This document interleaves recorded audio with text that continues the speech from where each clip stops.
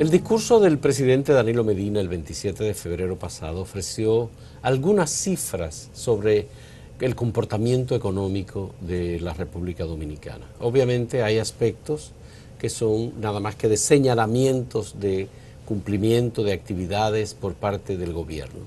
Aspectos sustanciales de la estructura no se abordó completamente nada. El presidente sí dijo que estaba reduciendo la pobreza, que la pobreza se había reducido de un 39.7% en el 2012 había bajado a un 25.7% en el 2017 y que 1.5 millones de personas en esos 6 años habían salido de la pobreza.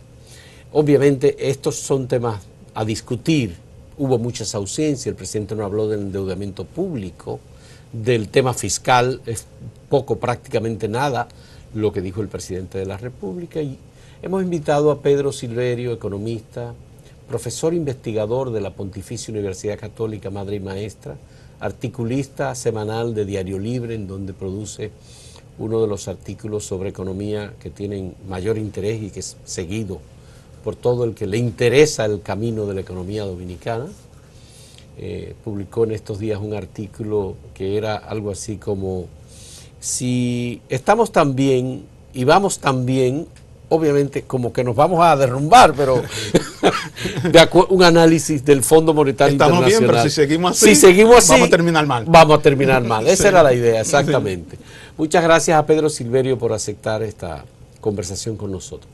¿Qué te pareció el discurso del presidente Danilo Medina en la parte económica, que es el tema, digamos, que requiere mayor atención para la sociedad dominicana, sobre todo por los debates que hay sobre hacia dónde vamos como país? En la parte económica, el presidente, como yo creo que coinciden muchos analistas con esto, el presidente no abordó esos temas sustanciales, fundamentales de la economía dominicana, y se fue, digamos, un poco por la tangente con temas ya más de detalles y no temas que indiquen el rumbo exacto por donde va la economía dominicana. Porque cuando uno mira la economía dominicana en una foto, uno pudiera llegar a la conclusión de que, bueno, la economía en cierta manera está estable y está creciendo a un ritmo bastante adecuado. Los niveles de inflación también son reducidos. Y, en fin, uno mira la situación del sector externo también. Uno mira y dice, bueno, pero está manejable la economía.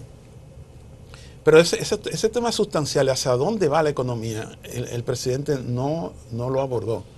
Son los temas que tienen que ver con cómo van las cuentas fiscales, cómo va el endeudamiento del país, cómo está la capacidad de generar una riqueza, digamos, saludable en términos de tener una calidad en el equilibrio macroeconómico que promueva los empleos formales. Y aunque el presidente habló del crecimiento del empleo formal, cuando se descompone por sectores, se ve que en realidad, por ejemplo, en la industria hubo una caída del empleo, y que fundamentalmente está habiendo un crecimiento en el empleo formal. Bueno, en zonas francas puede haber un crecimiento, pero fundamentalmente también ha habido un crecimiento del empleo formal en el sector público, en el gobierno. Cuando el gobierno emplea a alguien, pues obviamente. Pero no es mucho pedirle al presidente que aborde temáticas como esta que tú estás mencionando, cuando el presidente, además de una gestión en la economía, tiene también unos compromisos políticos y debe promover las acciones de su gobierno. Sí, que es lo que de alguna manera él hizo. Lo que ocurre es que desde el punto de vista político, desde el punto de vista de su función política, obviamente que él trató los temas en los cuales podía mostrar un mejor desempeño. Un mejor desempeño.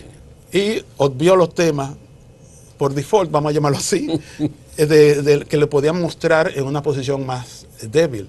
Por ejemplo, el tema del endeudamiento, no lo trató, y es porque ese tema pone al gobierno en una situación difícil. Es el tema de la situación fiscal.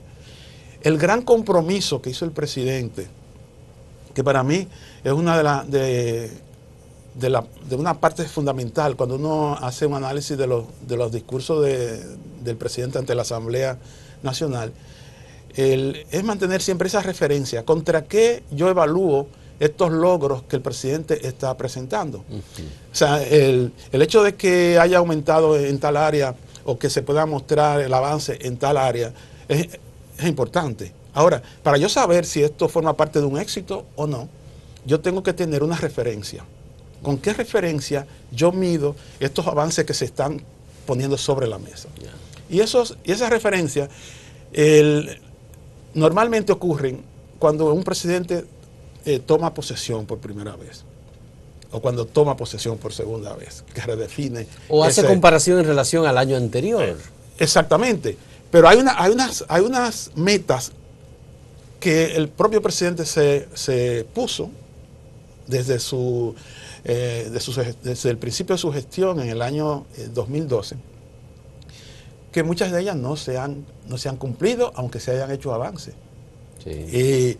Y dentro de esas metas, nosotros podemos ir mirándolas en distintas áreas. Por ejemplo, en el área educativo, el gobierno se propuso una gran meta, sí, y era que en cuestión de 2 años, aquí se iba a declarar a través de la UNESCO el país libre de analfabetismo. Sí.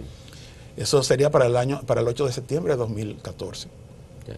No ocurrió. Eso no ocurrió. Y esa fue la primera gran jornada, sí, que el presidente planteó para la sociedad. Pero eso no significa que el gobierno no lo haya hecho. Han hecho avances. Hubo avance, pero no. Y hay algunas provincias que la han declarado libre. Algunas zonas, no provincias, algunos municipios. Y tienen pendiente un tema del que el presidente ni siquiera habló, creo que no habló, el tema de la continuidad educativa.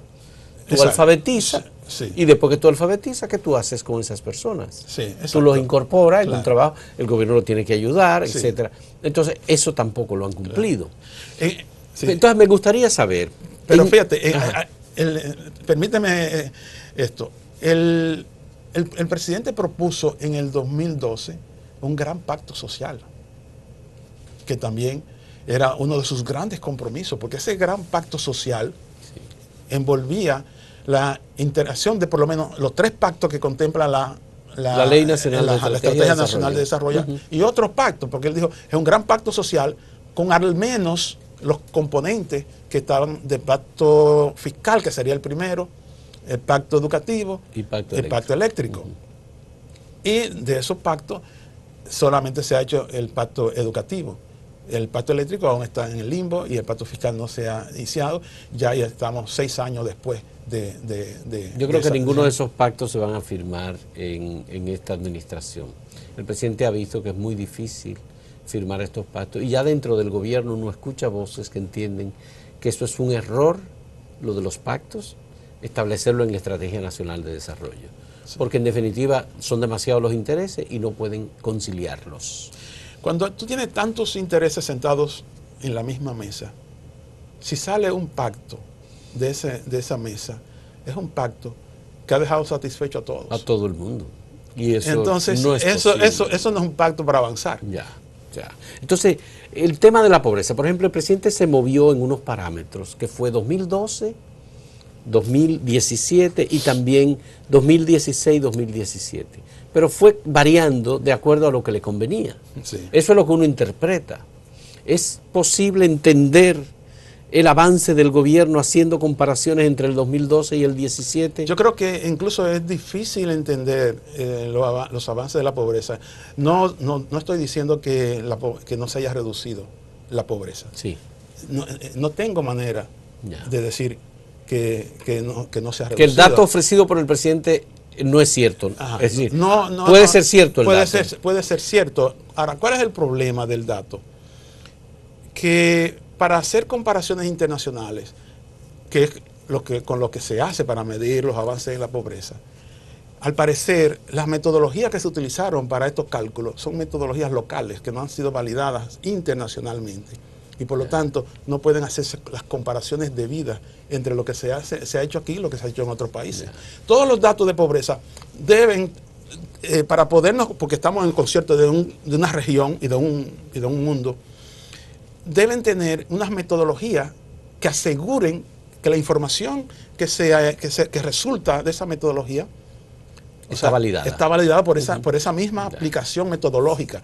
Si tú aplicas esa metodología a un país y otra metodología a otro país, tú no puedes establecer comparación entre esos resultados. Así es. Vamos a hacer nuestra primera pausa en este diálogo con Pedro Silverio, economista, profesor investigador de la Pucamaima. En un momento retornamos.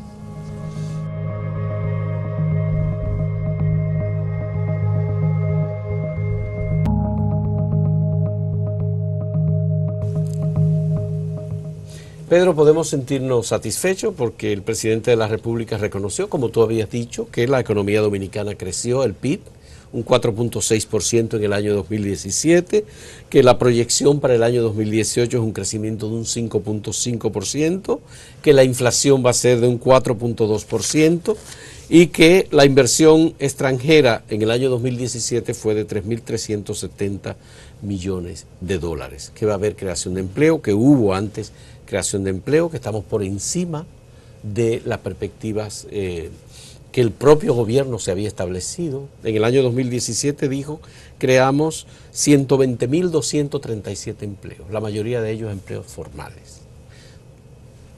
¿Vamos bien? ¿Vamos por buen camino?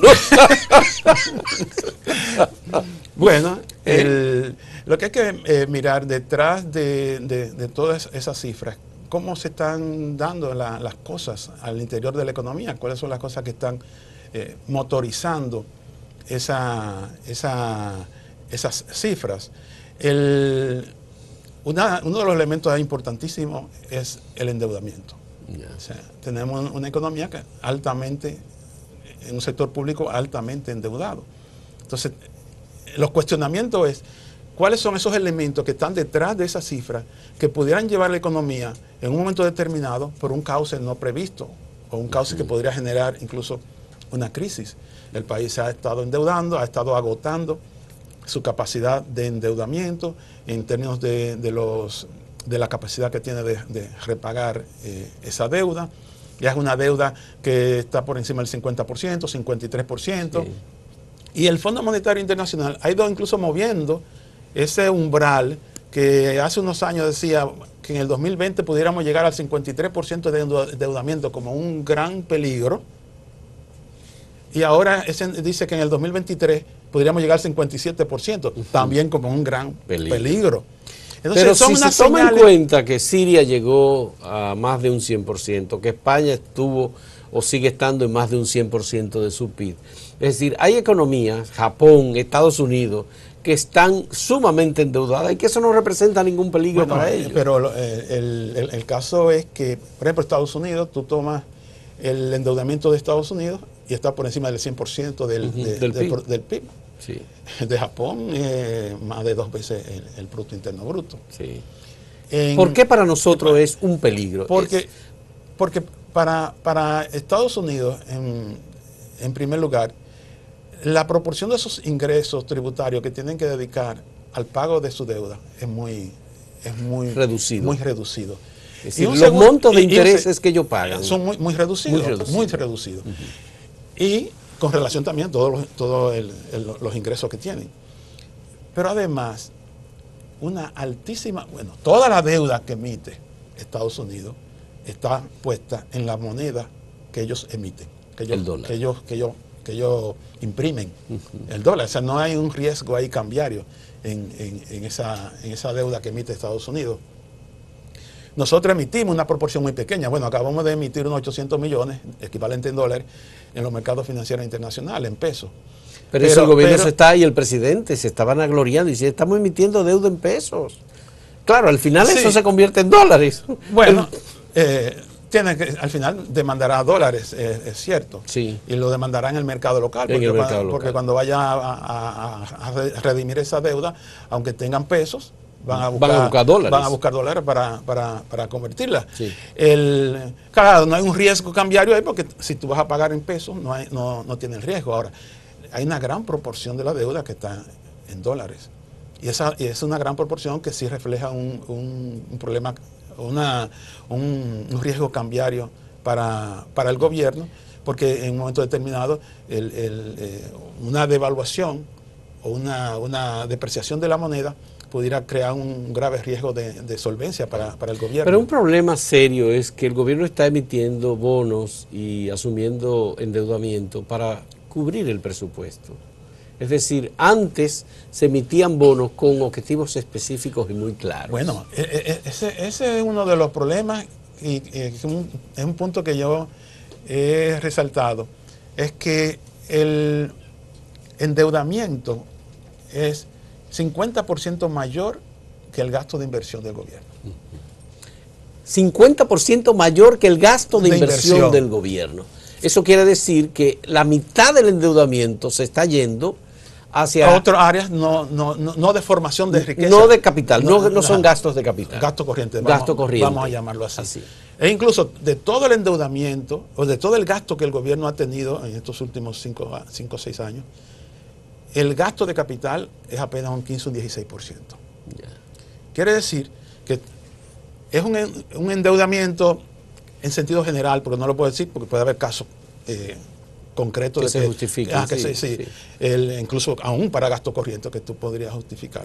Pero en sentido general, se trata de un endeudamiento que no está ampliando la formación o la creación de riqueza en el país. Ese es el problema. Puede ser que parte de ese dinero que se asume como deuda sea para pagar el déficit del sector eléctrico, exacto, el bono gal, bono luz, sí, todas esas políticas que son barriles sin fondo, porque en definitiva no hay forma de redimir eso o de que el gobierno saque alguna ventaja. Exacto. Claro, el presidente reportó que hay 1.5 millones más de dominicanos que dejaron la pobreza. Bueno, como de nuevo volvemos otra vez al tema de la metodología y bueno. Lo que sí podemos decir, es y esto ya muy reiterativo, pero es reiterativo también el discurso de que vamos sacando de la pobreza a más dominicanos. Sí. Es que nosotros hemos tenido la menor movilidad social de América Latina, a pesar de que hemos tenido las tasas mayores de crecimiento. Esa es una realidad, porque es una realidad que ha sido determinada en base a datos metodológicamente similares. Ese 1.5 millones de personas que salió de la pobreza, si el gobierno quita el subsidio que tiene para ellos, entonces ese es el otro punto. Ese es el otro punto que iba a tratar. Hay que mirar qué significa sacar de la pobreza a una persona. Porque si usted dice, le di un cheque a esa persona, ya no está dentro de los pobres. Ya. ¿Es sostenible eso? Es sostenible, sí. Esa persona no ha salido de la pobreza. Ya. O sea, esa persona está siendo mantenida por el gobierno. Exactamente, pero esa persona no ha salido de la pobreza. Salir de la pobreza es que esa persona, usted le puede ser que le haya dado ese cheque, sí, y le da un espacio de tiempo para que esa persona, o sea, le da el empujón. O le da un aporte de capital inicial para que ponga una empresa. Entonces esa persona ya pueda valerse por sí mismo. Crea las condiciones para la autonomía. Ya. Entonces ahí sí estamos saliendo de la pobreza. Pero ¿qué ocurre? Cuando tenemos ese discurso de que tantos millones salen de la pobreza, me recuerda el caso de Lula. Lula sacó 30 millones o 40 millones de la pobreza y muchos de ellos están retornando, más de la mitad están retornando a la pobreza, porque no fueron sobre condiciones reales de sacar de la pobreza. Sí. Hay un aspecto, Pedro, que el presidente no abordó. El presidente no abordó ningún tema internacional, sí, ni siquiera lo de Venezuela, aquí que se negoció, sí, y que él auspició. Sí. Pero hay otro tema, aparte del de Venezuela, que es, sí, algo circunstancial, por, sí, decirlo. Es lo que está pasando en los Estados Unidos con la administración Trump, sí, la guerra comercial y los riesgos que asume la República Dominicana. Claro. Yo quiero que hablemos sobre eso en el siguiente segmento, que es el último en esta conversación con Pedro Silverio.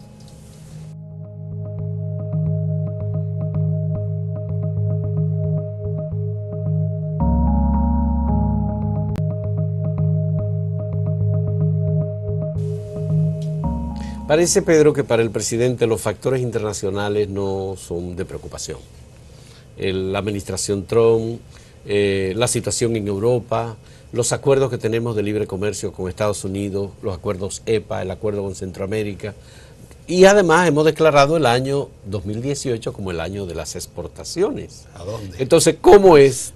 ¿Cuáles riesgos debió ver el presidente que no lo está viendo? O que no los habló? Desde el mismo momento en que tú planteas el tema de las exportaciones Sí. como un tema fundamental de la gestión de gobierno de un año, que es el año 2018, inmediatamente te refieres al entorno internacional. Ya. Porque las exportaciones, ¿a dónde van? Fuera Al mercado, claro, al mercado internacional. Al mercado internacional. Entonces hay que mirar cómo ese mercado internacional también está evolucionando.